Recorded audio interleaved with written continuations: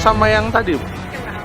Namanya siapa, Bu, tadi tuh? Pak Sondia. Mbak Sondia. Itu ya anggota DPR kayaknya. Oh, anggota DPR ya. Oh, ya. Bapaknya bagus. Oke, semuanya yang terus?